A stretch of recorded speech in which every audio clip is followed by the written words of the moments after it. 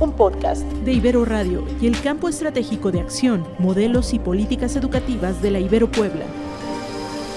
Espacio de encuentro. Espacio para la reflexión. Ecos de la educación.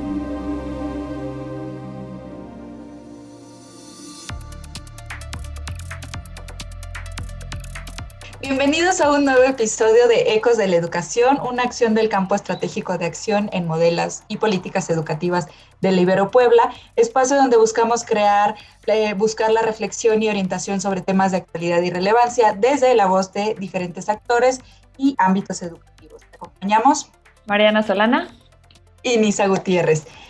Ya hemos compartido en diversos programas y hemos estado retomando esta cuestión también de la pandemia, pero es importante resaltar hoy cómo a raíz de la pandemia y previo y lo que viene también, cómo el uso de los medios digitales, cómo esta interacción que hemos estado llevando en la práctica educativa, cómo hoy las clases a través de diversas plataformas nos han llevado a transformar y a llevar una nueva realidad, pero al mismo tiempo nos ha llevado a replantearnos cómo se está dando la dinámica hoy, ¿no? Cómo pueden hoy nuestros propios estudiantes o cómo nosotros mismos, mediante las reuniones que tenemos a través de las diversas plataformas, pues nos estamos enlazando y tenemos estos encuentros virtuales. Sin embargo, esto nos ha llevado también a enfrentar nuevas realidades o nuevas condiciones o nuevos incluso reglamentos o algunas series de lineamientos para la convivencia, no solamente que existe en lo presencial, sino que también se ha llevado a la virtual. Y al mismo tiempo, este medio nos ha permitido llevar una serie de intercambio de datos, que si bien puede resultar fácil o puede resultar una práctica muy sencilla, sobre todo entre los jóvenes, el compartir, el intercambiar esta información, pues también ha llevado una serie de riesgos o quizás de implementar algunas prácticas que podemos tener presentes o quizás algunos elementos que podemos o puntos que podemos aplicar para mejorar nuestras prácticas.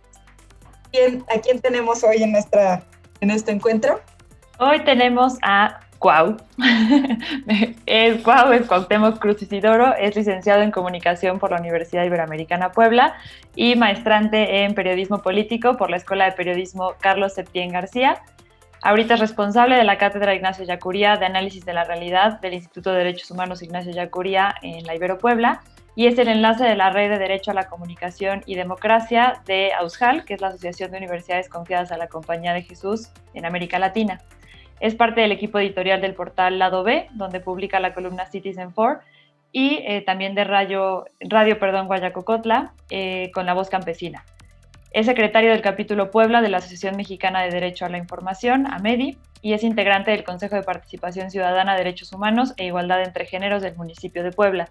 Sus temas de estudio son el derecho a la información, la transparencia, derecho de las audiencias y publicidad oficial. Y además es nuestro amigo, mejor conocido como Cuau. Bienvenido, Cuau. Bienvenido. Pues muchas gracias, Mariana, Nis, un gusto. Me gustó esto último, creo que es lo más valioso, que estamos en un espacio de confianza. Y justo como creo que pones, harta de que escuchábamos este sonido, pues el tema de la virtualidad, ¿no? Sí se escuchan también ladridos de perro, cantos de gallo, pues es propio del ambiente, ofrezco una disculpa, porque Canuto también de repente interviene en estos espacios, pero bueno, es propio creo que de esta virtualidad, que es justo parte de lo que vendremos a hablar hoy.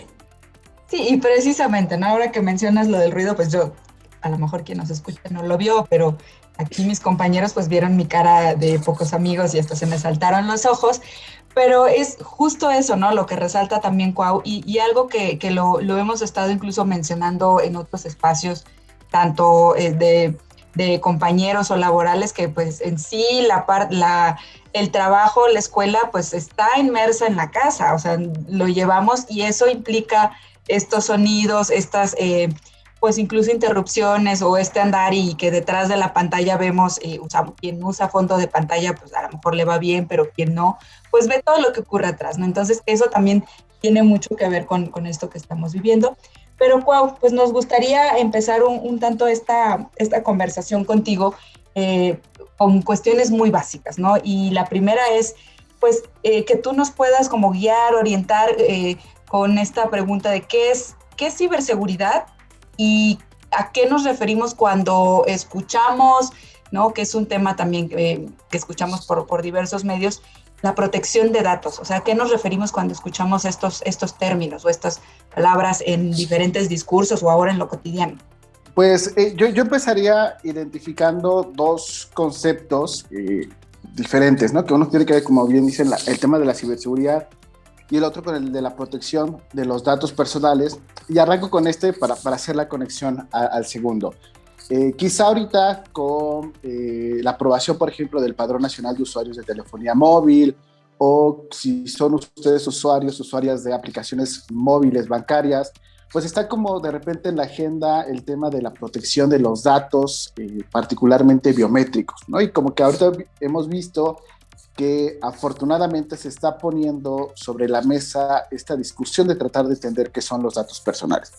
Y arrancaría con esta parte desde el espacio primero físico, ¿no? Entender que los datos personales es cualquier información que concierne a una persona y que la hace identificable.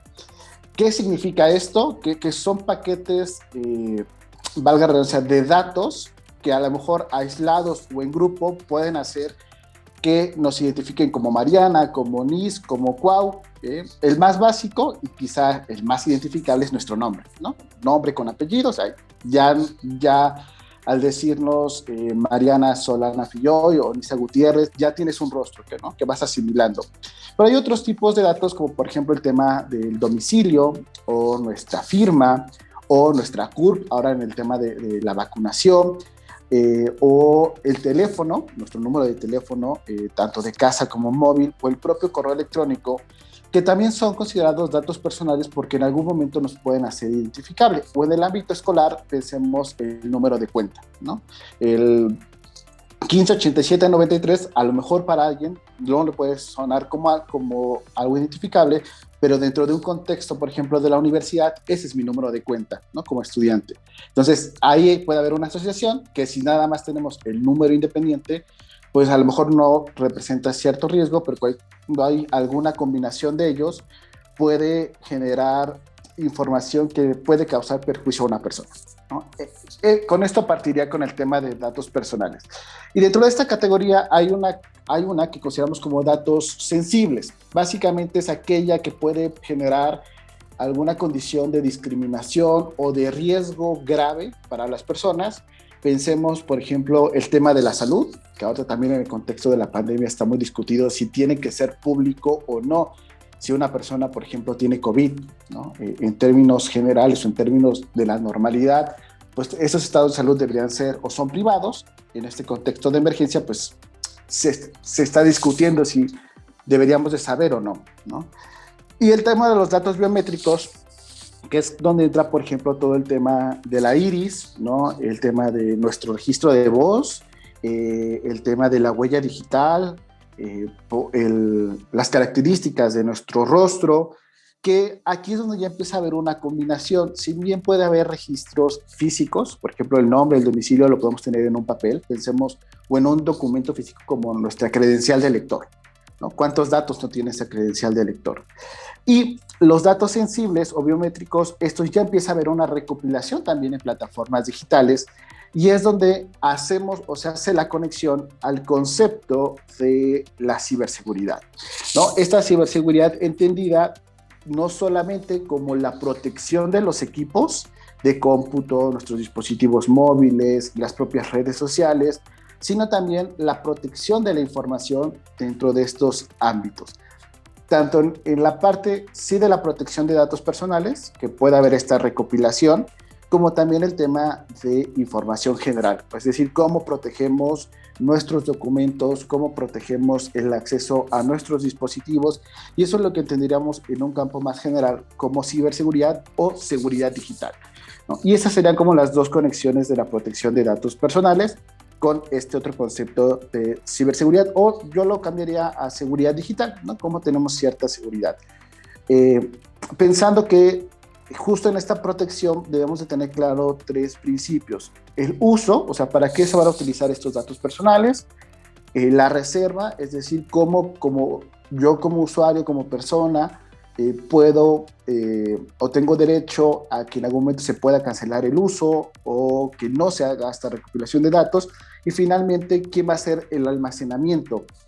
O va a tener el almacenamiento de estos datos, que yo pondría estos 3 énfasis que nos van a ayudar a, justo en el contexto educativo, a poner como mayor cuidado en esta protección de datos personales. Oye, Cuau, a mí y voy a mal pensar a lo mejor, tiene que ver también esta cuestión que puede ser una práctica muy común, de pronto que recibimos esta llamada del banco que no tenemos nada que ver y te están ofreciendo y dices, oye, pues o sea, ¿cómo conseguiste mis datos? ¿No? ¿Quién te los compartió? O sea, ¿por qué los tienes? ¿Por qué me hablas? Y ahora también esta cuestión de los datos biométricos, quiero mal pensar, repito, que a lo mejor después alguien diga, oye, pues tú hiciste un contrato por tanto o tienes un crédito autorizado por tanto y lo ejerciste en tantos, y sí, aquí está el comprobante, o sea, aquí está tu voz, o sea, puede caer también en esos riesgos, sobre todo en el segundo. En el primero creo que a todos nos ha llegado a pasar en algún momento.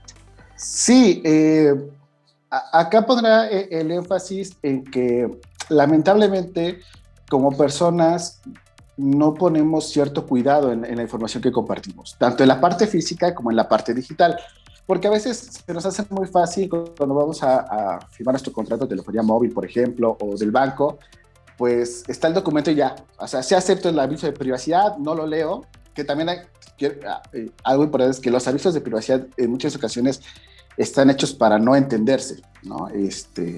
Y como que mucho término legal. Pero también no tenemos esta cultura del cuidado, de revisar por el lado físico qué firmamos en documentos y por el lado virtual qué aceptamos en términos y condiciones. Y algo que seguramente nos ha pasado a muchos es que ahora con el contexto de pandemia, pues por ejemplo, para entrar a Zoom o para entrar a Canva, yo lo puedo hacer desde mi Facebook. Y es muy sencillo decirle, sí, quiero entrar por Facebook, pero no nos ponemos o no revisamos qué quieren estas plataformas del Facebook, ¿no? Porque a veces es como, pues resulta que quiero el acceso a tu micrófono. A lo mejor en Zoom es válido, pero en Canva, ¿como para qué quiere Canva acceso a mi micrófono? ¿No? ¿O para qué quiere acceso a mi posición geográfica en tiempo real? Entonces, aquí yo lo ligaría también con un derecho que es el derecho a la privacidad, en 2 sentidos. No solamente que se nos deje en paz, sino también en la protección de datos personales. Y este concepto de privacidad, de repente hacemos la analogía de una casa, ¿no? ¿A quién quieres invitar a tu casa? ¿A quién permites que entre? ¿No? No es lo mismo que yo permita que solo una persona me pueda ver a través de la ventana, a que la invite a mi comedor, ¿no? O que incluso la llegue a invitar a mi cuarto, ¿no? Y en el contexto digital y en el contexto de la pandemia, de repente dejamos que la gente entre de manera virtual a estos espacios, ¿no? Y no le ponemos este cuidado a nuestra intimidad, a nuestra vida privada, a la propia inviolabilidad de las comunicaciones, es decir, que no haya intervenciones por parte de terceros, que también puede generar en algún momento riesgos como el acoso, como el robo de información. Y ahorita que podría ser el ejemplo de la llamada, yo siempre que recibo alguna llamada de un banco del cual no pertenezco, siempre les digo que, 1, cómo obtuvieron mi dato personal, y 2, que por favor lo cancelen. Y en varias llamadas me dicen como, sí, lo vamos a cancelar. Y la otra vez, la semana pasada, recibí una llamada que cuando yo empecé a decirle eso, me colgó. A mí me generó una sospecha que pudo ser que no fuera realmente una llamada de un banco, sino que fuera una llamada de robo de información o para estafarme, ¿no? Para que yo cayera en dar ciertos datos, ¿no? Entonces, hay un primer tip: si algún día les llaman y no es su empresa de teléfono o no es su banco, díganles cómo recibieron ese dato y que por favor lo cancelen, ¿no? Y van a ver que dejan de llamarles, ¿no? Con esas pequeñas amenazas que es parte de nuestro derecho, pues se acaba como estas partes molestas. Claro, y la otra también se suma a los correos, ¿no? Que de pronto podemos recibir. Y bueno, también eso de pronto puede afectar también no solamente en tu información personal, a lo mejor en la información de tu trabajo, de la escuela, que ahí también va repercutiendo pues a toda una comunidad, ¿no? Como puede ser alguna cadena, te roban la información y comparten vaya, tus contactos. Oye, Cuau, yo ahí, bueno, ahorita hablabas de justo esta cultura del cuidado que no tenemos claramente, que nadie creo que lee esos avisos de privacidad, firmas y con permiso. Pero además creo que en esta situación de pandemia y que hemos pues, como cambiado o pasado muchas cosas de nuestra vida que eran cara a cara, las hemos pasado a estos medios, creo que mucho menos tenemos esa cultura en estos ámbitos educativos, ¿no? O sea, creo que es un tema que no se hablaba. Hace algunos años, por ejemplo, en la universidad se empezó a hablar de protección de datos, pero creo que es un ámbito en el que nunca hemos hablado de estos temas y ahorita se han puesto en jaque muchísimas cosas. Y creo que seguimos sin tener la información necesaria. A un año de estar en estos medios, creo que aún así no lo tenemos. Entonces, mi pregunta es, ¿qué pasa justo con todos estos temas en el contexto educativo? O sea, ¿hay algunas pautas específicas para contexto educativo? También el contexto educativo es súper amplio. Tenemos niños menores de edad, tenemos adultos, ¿Hay algo como específico para este tipo de ambientes?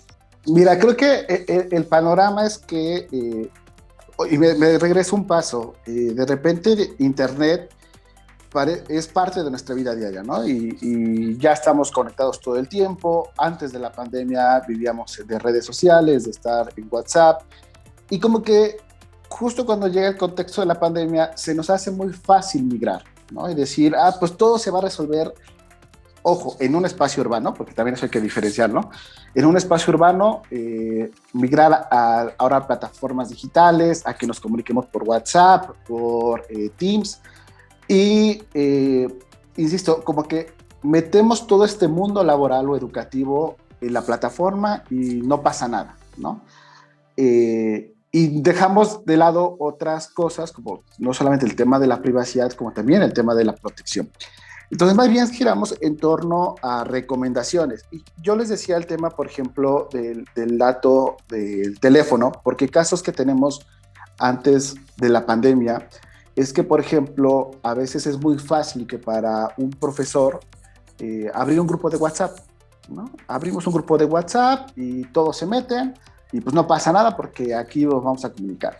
Y se han documentado casos, también incluso la semana pasada compartían uno, de cómo un estudiante de un diplomado, a partir de ese grupo de WhatsApp, jala el teléfono de una de sus compañeras y le empieza a mandar mensajes, ¿no? Y empieza de cómo estás bonita, qué guapa te ves, oye, ¿por qué no me contestas? Y se empieza a generar un contexto de acoso, ¿no? A partir de una situación que parecía inofensiva de decir, pues todos creamos un grupo de WhatsApp y chao, se acabó, ¿no? Estos riesgos se han potencializado, claro, en el contexto de la pandemia, porque no solamente compartimos nuestro teléfono, también compartimos a veces nuestros correos personales, que ese es como un primer punto, ¿no?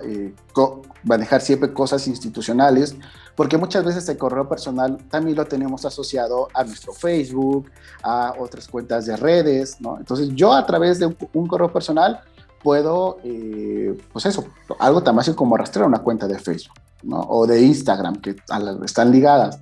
Entonces también me puedo ir exponiendo, entonces se va abriendo como ciertas brechas. Entonces, más que una regulación definida, porque no tenemos algo a nivel nacional, más bien hay una serie de recomendaciones de cómo se deben de generar protocolos de protección.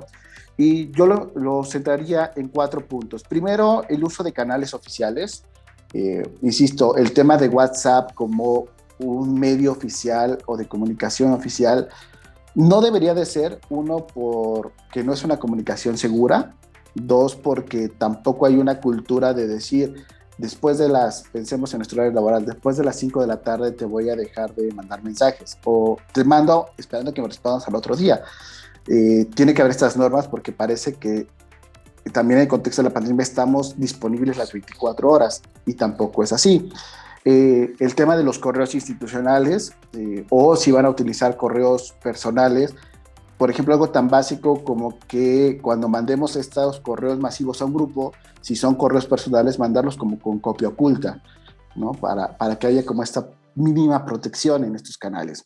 2, el tema de las plataformas utilizadas, si son plataformas con licencias institucionales, Por ejemplo, en la Ibero tenemos la licencia del Teams, ¿no? Todos tenemos un correo institucional, pero pienso en otros escenarios que migraron a utilizar Zoom, ¿no? Y que muchos se conectan, yo lo confieso, a través de mi Facebook en este momento, o migraron a Google Meets, ¿no? Que también es a través de correos personales.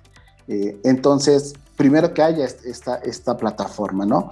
O estas plataformas, sí, oficiales o con licencias oficiales. Entender también que redes sociales son muy útiles, pero no son un canal propio, ¿no? Y yo tuve la experiencia de una tía que es maestra en preparatoria, y justo en el contexto de pandemia pues, se le hizo muy fácil generar un grupo en Facebook y que ahí estuvieran estos alumnos. Lo que generó que en algún momento yo le decía, no compartas, o sea, no porque es tu Facebook personal y si tú compartes tu foto parte de tu vida privada, si lo estás compartiendo también ellos, si no sabes qué les puede generar o cómo pueden utilizar esta información. Entonces, redes sociales no son un canal en este momento para tener este tipo de comunicaciones.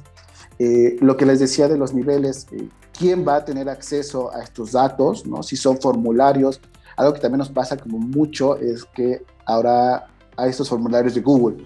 Entonces, como, sí, yo lo voy a contestar, ¿no? Pero ¿quién va a acceder a esos datos? ¿Quién lo va a almacenar? ¿Para qué lo van a utilizar? Un poco que lo profundizaremos más adelante si quieren el tema de las grabaciones, ¿no? ¿Para qué quiero una grabación? ¿Quién lo va a almacenar? ¿Dónde va a estar disponible? Y finalmente el tema de la grabación, tanto de las llamadas como de los registros de voz, ¿para qué fines? ¿No? ¿Para qué quiero esa grabación? ¿Para qué lo quiero almacenar?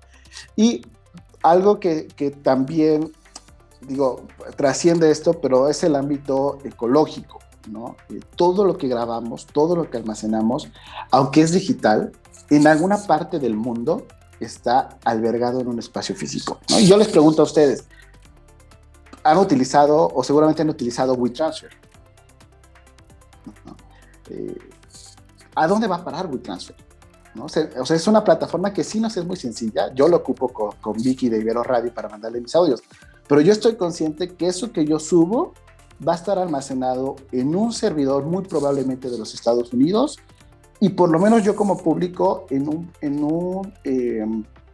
la cuenta gratuita sé que está disponible, ojo, disponible para descarga en 7 días. Yo no sé si esa empresa va a tener un almacenamiento por más tiempo o si durante esos 7 días alguien en esa empresa puede leer lo que yo estoy mandando, puede escuchar lo que yo estoy mandando, ¿no? Entonces, pues hay cosas que nos facilitan la vida, pero que a veces, insisto, no nos detenemos a pensar qué fluye en esa información, ¿no? Entonces, eso, como para qué fines queremos esta información.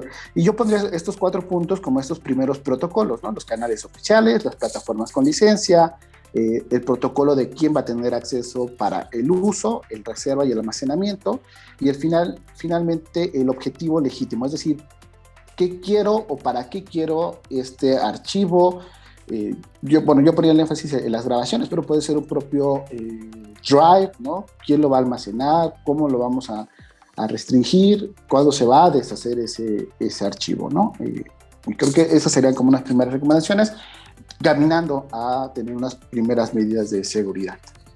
Sí, pues ahora que estás mencionando estas como recomendaciones, Cuau, yo de pronto traía a la mente como algunas prácticas, ¿no? Incluso pues con alumnos o profesores que puede ser hasta muy fácil decir, oye, pues ármate el grupo, no pasa nada, ¿no? En alguna ocasión a mí, de pronto por ser responsable de un programa, pues cuando llega la planeación o las inscripciones, de pronto me llegaban mensajes de estudiantes que no eran de mi programa. Y yo decía, caray, o sea, alguien compartió mi dato, alguien compartió mi correo o mi teléfono.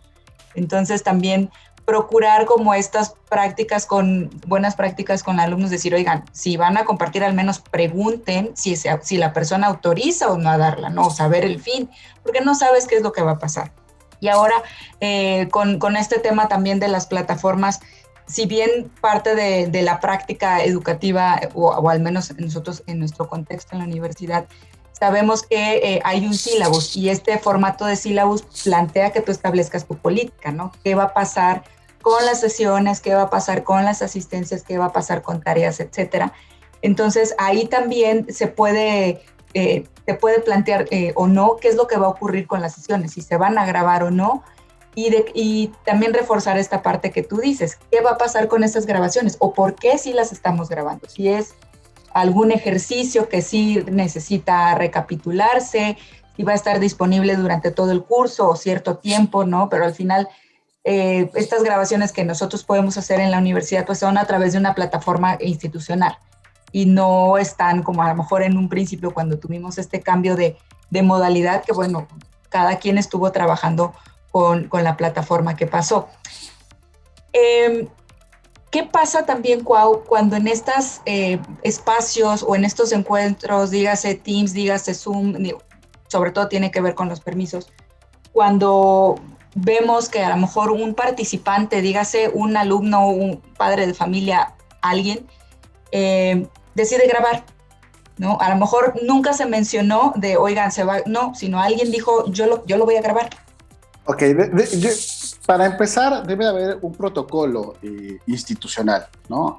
Ya sea institucional, por toda la institución, es decir, pensemos en el caso de la Ibero, algo que regule esto, el caso de la Ibero, o el caso muy particular, la relación profesor-grupo, ¿no? Que puede ser a través de los sílabos. Entonces, tiene que, lo que el Instituto Nacional de Transparencia y Acceso a la Información, que es este órgano que garantiza esta protección de datos personales, sí pone énfasis en que debe de ser un consentimiento previo, acordado, ¿no? Nadie puede, ni siquiera el profesor puede empezar o no debería empezar a grabar si antes no hay este consentimiento.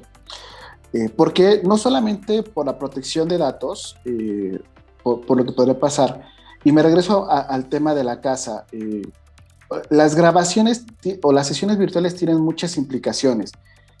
Uno, por lo que decimos, se ha documentado que grabar una sesión, por ejemplo, de clase o un conversatorio, automáticamente cuando tú ves que está grabando, puede ser un inhibidor a la libertad de expresión, porque yo sé que hay un registro y sé que lo que yo digo puede ser utilizado o sacado de contexto, ¿no?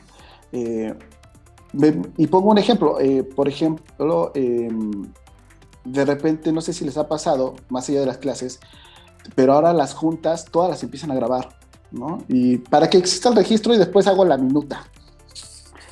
Y sí nos pasó en algún momento que para alguna junta de un tema sensible pedimos que se cancelara esa grabación, ¿no? O sea, dejen de grabar en este momento, porque lo que queremos decir, uno, puede tener alguna repercusión y porque es un dato sensible, ¿no? Entonces, considerarlo en esta parte de la libertad del derecho a la información. Y la otra que les decía, como para qué, porque también va más allá del tema meramente educativo. Con el tema de la pandemia está en juego también nuestro espacio privado, ¿no? No solamente las conversas, es lo que pasa en la clase puede ser escuchado en una casa. Entonces ya nos pasó, que es muy curioso, a un compañero del instituto, la mamá de un alumno, que también fue alumna de un seminario, cuando le responde por ese seminario, por el diplomado, le dice, ay, por cierto, muchas gracias y muchas felicidades por la clase, ¿no? Donde el hijo era el estudiante, porque la mamá también le ponía atención, ¿no? Entonces él se sacó de onda porque era como, o sea, ¿qué tal y al rato dije una tontería o dije algo que, digo, acá reaccionó de buena manera la mamá, pero ¿qué tal y a un padre le molesta, ¿no? O viceversa, ¿qué tal y te toca escuchar conversaciones de las propias familias? Seguramente les tocó ver este caso de la profesora de la preparatoria, la Universidad Autónoma del Estado de México, pero se han dado más casos. Recuerdo el tema del 9 de marzo, de cómo profesores decían públicamente que por qué las mujeres, o sea, sí tiene un pro el poder grabarlo, pero también puede tener un contra, ¿no? ¿Qué conversaciones se escuchan de las familias? No sabemos cuál es el ámbito dentro y qué problema pudiera tener el que quede grabado, o el propio espacio físico. Ahorita yo te veo a ti, Nisa, y para los que nos están escuchando, Nisa tiene un fondo, ¿no? Que bloquea que estamos viendo, pero en el caso de Mariana, por ejemplo, yo puedo ver su corcho con algunas fotografías. ¿no? Y ya me puede revelar algo, ¿no? O me ha tocado en juntas que hay, dejemos alumnos, compañeros que por las propias condiciones de su espacio les toca desde sus cuartos, ¿no? Que es un espacio muy íntimo, o sea, ¿qué tal? Y yo un día me levanto y no quiero tender la cama o tengo mi desorden, pues tengo que modificarlo porque es a donde van a entrar personas que quizá en un espacio normal yo no dejaría nunca que entraran a mi cuarto, ¿no? Y ahora son invitados. Entonces, con estas condiciones, o la propia imagen, ¿no? Les decía, el propio registro de voz, nuestros rostros son datos considerados sensibles. Entonces, ¿cómo podríamos en algún momento tener esta protección? Con todo esto, para ir como resumiendo, pues tiene que existir como estas tres justificaciones, ¿no? ¿Para qué queremos la grabación? ¿Quién va a resguardar esa información? ¿La va a resguardar el profesor, la institución? ¿Y quién va a tener acceso? ¿No? Porque una es que también lo pueda yo resguardar, pero pensemos, de repente si se quedan albergados en un drive general, ¿quién puede tener ese acceso? ¿Para qué lo va a utilizar? ¿Qué tiempo vamos a almacenar? Entonces, esto se debe generar en este protocolo que sí tiene que ser previo, que tiene que ser informado, que tiene que haber una consideración o un consenso, un consenso entre todos para qué lo queremos, ¿no? Por ejemplo, no solamente para esta protección, sino, por ejemplo, yo también les planteo a mis alumnos, a ver, dejar abierto esto en una grabación, o sea, puede ser un plus porque a veces dicen, es que si yo no puedo entrar por internet, pues puedo revisarla después.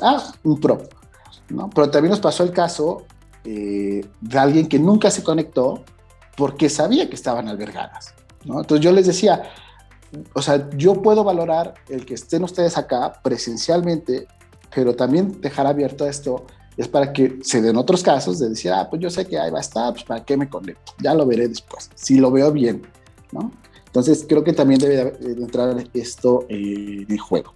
¡Wow! Y ahora, ¿qué pasa con estas prácticas que pueden ser comunes y encontramos a veces en redes sociales, tanto de instituciones o las propias mamás o el simple hecho de un familiar compartir el niño saliendo, entrando a la escuela con el uniforme, ¿no? Está en el parque jugando, tomando la clase, o sea, ¿qué pasa con esto? Que al final también es información que se está compartiendo y se está haciendo pública en redes.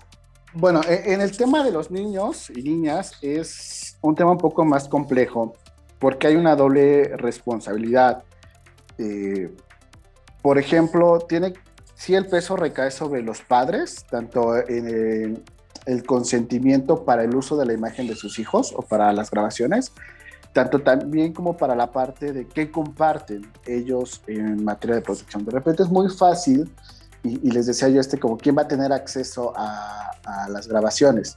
Dejemos más allá de las grabaciones, de repente hay quien toma un screen de la pantalla o una foto de la propia pantalla porque es el festival de la primavera o estaban en la clase de cocina del kinder. Entonces suben la foto así, pero no hay pues de repente este proceso de reflexión de qué información puedo estar dando, ¿no? De mis propios hijos, quién va a tener acceso a esta, ¿no? Muchas veces también los propios, los niveles de privacidad en redes sociales son muy básicos, ¿no? En el sentido de que no hay ciertas restricciones, sino cualquiera puede entrar, etcétera, ¿no? Entonces, creo que acá, y me regreso a la parte que decía yo al principio, no hay una cultura de la protección, no solamente desde la protección personal, sino también de los propios padres de familia. Se nos hace muy fácil todo subirlo a redes sociales y que esté ahí disponible, ¿no? Y algo es que todo lo que se sube a redes de repente se queda, ¿no? Podemos eliminar una foto de Facebook, pero esa foto va a tener un registro en los servidores de Facebook. O Facebook en algún momento puede utilizarlos para fines publicitarios, ¿no? Eso. Yo creo que ese sería como el énfasis que pondría yo en el sentido de que nos hace falta una alfabetización digital, ¿no? De estos cuidados, de para qué voy a utilizar ciertas herramientas. Justo ahorita me acordaba de un caso que me contó una prima de una escuela privada de aquí de Puebla, en donde desde el inicio de la pandemia, pues como que se tomó la decisión, la escuela tomó la decisión de decir, ¿saben qué? No se graba ni una sola sesión, o sea, porque pues, en este caso son niños de preescolar y de primaria inferior, no se graba ninguna sesión. A ningún papá se le permite justo esto, ¿no? Tomar, digo que no puedes controlarlo, pero se dio la indicación de no se pueden tomar pues screenshots o capturas de pantalla de las clases, no se pueden compartir en redes imágenes en donde no estén, o sea, donde haya más niños que no sean tus hijos, etcétera, ¿no?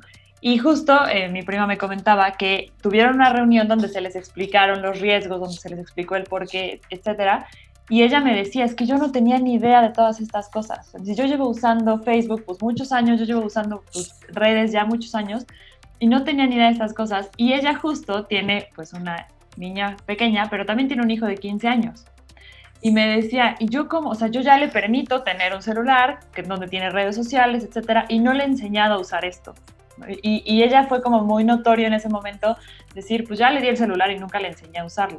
Entonces, ahorita tú lo decías, hace falta esta alfabetización en todos estos sentidos.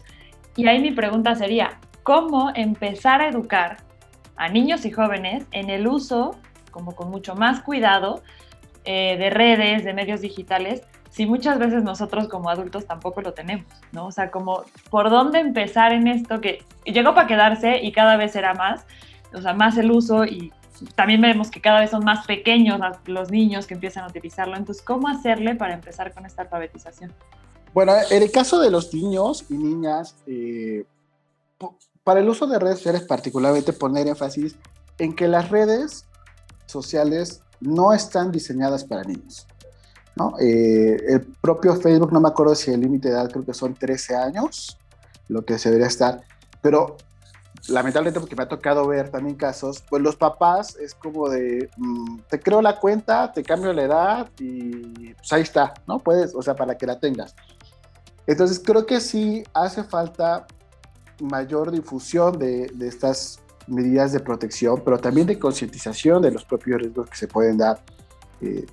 No en el caso de los niños, pero por ejemplo en la clase de Derecho a la Información que damos en la universidad, hacemos un ejercicio cuando entramos a privacidad de, por ejemplo, cómo a partir de las historias de Instagram, que parecen ser muy pues inofensivas, se pueden construir patrones de comportamiento, ¿no? De a dónde va la gente, a qué hora puede estar en un gimnasio, en qué escuela va, ¿no? Y si a eso le sumamos que de repente pueden ser imágenes de nuestros hijos, pues ponemos más en riesgo a la ciberseguridad, ¿no?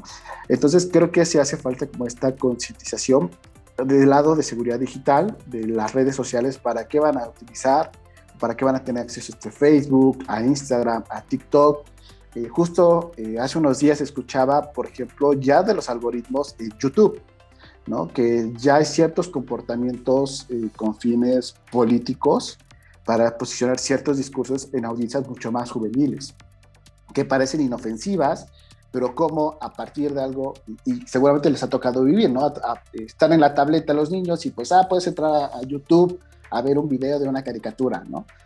Y de repente se quedan ahí por años, o por horas, y ya no hay un seguimiento de los papás de qué están viendo en ese contenido, ¿no? Y cómo a partir de esos algoritmos empieza a haber patrones de contenidos que se van automatizando, que ya pueden tener detrás cierto posicionamiento, ¿no? ¿Por qué? Porque puede haber una combinación de lo que conocemos como metadatos, que son estos patrones de comportamiento, donde si yo sé que el papá tiene cierta afinidad política, puedo producir cierto contenido para que el hijo, o a través de contenidos infantiles, los algoritmos arrojen ciertos datos, ¿no?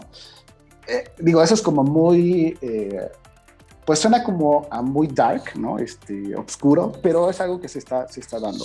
Y lo otro es, dejemos un paso antes del uso de las redes sociales, es el uso de las tecnologías de la información. ¿Para qué quieren o para qué le va a servir a mi hijo tener una tableta, ¿no? Ahora también se puso muy de moda de, pues cómprale la tablet. Y sí, hay aplicaciones educativas, hay aplicaciones que pueden servir para desarrollar sus habilidades, pero también de repente es, pues dale el celular y dale la tableta y descárgale un juego y hay que se entretenga, ¿no? Y que me deje de molestar y chao. Entonces tampoco hay este cuidado o hay una parte objetiva de para qué queremos esta utilización de los dispositivos móviles. Entonces la alfabetización digital viene en estos dos sentidos, en tanto las medidas de seguridad digital como la parte del uso de las tecnologías de la información y comunicación. Y es muy bonito Internet, es un habilitador de derechos, claramente, ¿no? Tiene su parte buena. Siempre se los digo a mis alumnos, sin Internet, en este momento de pandemia, pues no podríamos tener acceso a nada. O sea, se garantiza ahora el tema del derecho a la educación, del derecho a la salud, del derecho propio a la recreación o al esparcimiento, pero también tiene otros riesgos que hay que estar considerando.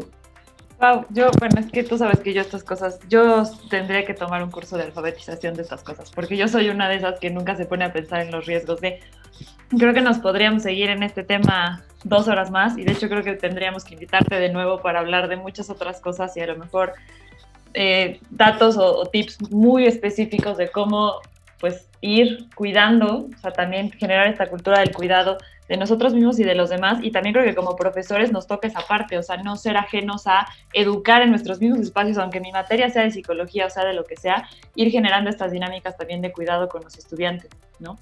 Se nos está acabando el tiempo, nos quedan miles de preguntas para ti, pero bueno, tenemos que cerrar, y a mí me gustaría que cerráramos justo con algunas recomendaciones muy puntuales que puedas dejarnos para quienes nos escuchan. Muchos pertenecemos pues al ámbito educativo, pero más allá de eso también pues como usuarios, ¿qué recomendaciones muy puntuales nos dejarías?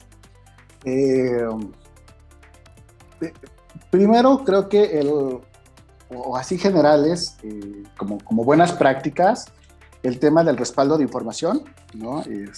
Siempre tener un respaldo en un disco duro, o no confiarse en la nube, no confiársela tanto en que en algún momento puede colapsar la nube, como lo que les decía, no sabemos estos comportamientos de almacenamiento físicos. Y dos, el tema, por ejemplo, de los antivirus o de la actualización de los software. Por ejemplo, hace como 2 semanas, para los que son usuarios de iPhone, seguramente les llegó una actualización que, más allá de corregir ciertos errores del sistema operativo, traía un parche de ciberseguridad, ¿no? Ahora, para los que somos usuarios de iOS, te pide que te dice, esta aplicación te está rastreando, ¿quieres que te siga rastreando o no? Ya hay cierta protección de datos, que no sé si pase, por ejemplo, para los usuarios de Android. El tema, por ejemplo, de las contraseñas, que de repente, pues tenemos contraseñas, o sea, las clásicas son 1, 2, 3, 4, 5, 6, 6, 5, 4, 3, 2, 1, ¿no? ¿Cómo generamos contraseñas como más seguras?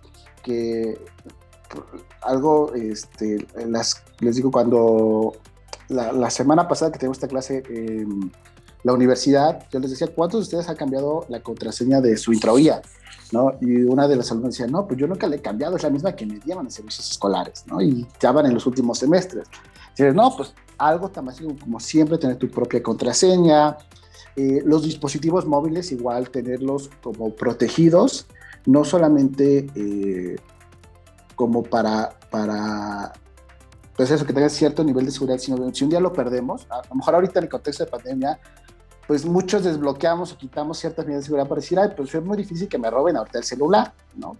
Pero, ¿qué pasa cuando regresemos a la nueva normalidad? Que nuestras tablets tengan, pues, cierta contraseña en las propias computadoras, ¿no? Pues a lo mejor hay algo que puede ser latoso, pero que en 30 segundos se bloqueen los dispositivos, ¿no? Porque de repente, y yo lo confieso, yo lo he hecho con mi celular, pues de repente es como si estoy en una pandemia, pues que se tarde 5 minutos, ¿no? Pero si un día salgo y me roban el celular, pues esos 5 minutos es una ventana enorme para robar información, ¿no? ¿Qué otra parte? El de verificar información, ¿no? No solamente esto de los dispositivos, sino la información que nos llega, estos falsos correos de phishing, o sí, que pues, de la herencia, ¿no? Ya llegó la herencia, manda este correo y vas a ser millonario. Pues cuántos no quisiéramos, ¿no? Pero pues ojo, ¿no? Hay información ahí que podemos comprometer. Y final de cuentas, pues sí tener, que esto ya es como más profesional o un nivel un poco más pro, la comunicación cifrada, ¿no?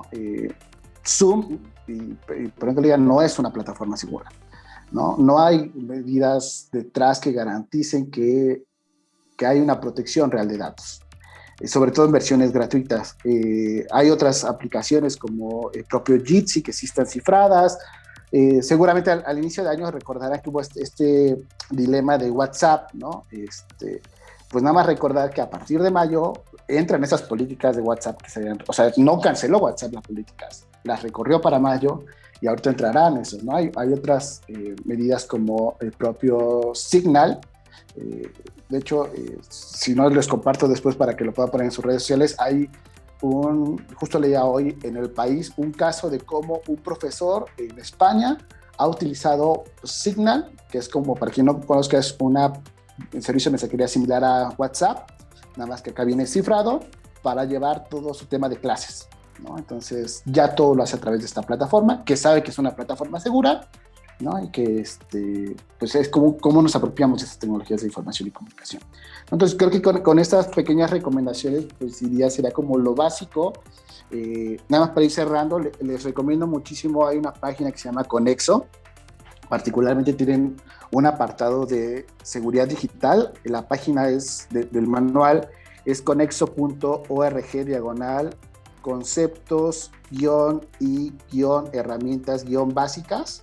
Se las repito, es conexo.org/conceptos-y-herramientas-básicas, que es un manual de seguridad digital muy básico, ¿no? De cómo actualizamos o modificamos nuestras medidas de protección en Facebook, en Instagram, en Twitter, cómo generamos contraseñas más seguras, cómo protegemos nuestros dispositivos móviles, que eso tiene que ser una práctica continua, ¿no? Por ejemplo, las contraseñas se recomienda que por lo menos cada 3 meses se cambien, ¿no? Y hay gente que a veces las hacemos cada vez al año, o en el caso que les compartí de la alumna, pues nunca, ¿no? Entonces, pues cómo vamos haciendo estas medidas de protección.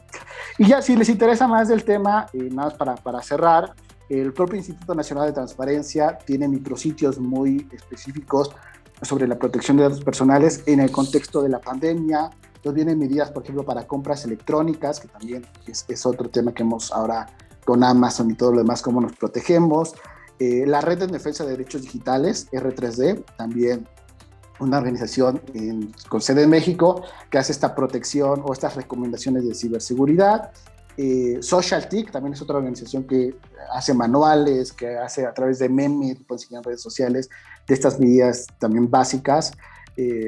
Para temas mucho más complejos y que les digo también se puede dar desde el ámbito escolar para el ciberacoso, hay una página que se llama Ciberseguras, que es un colectivo de organizaciones que justo lo que hacen es este acompañamiento de violencia digital contra las mujeres en estos contextos.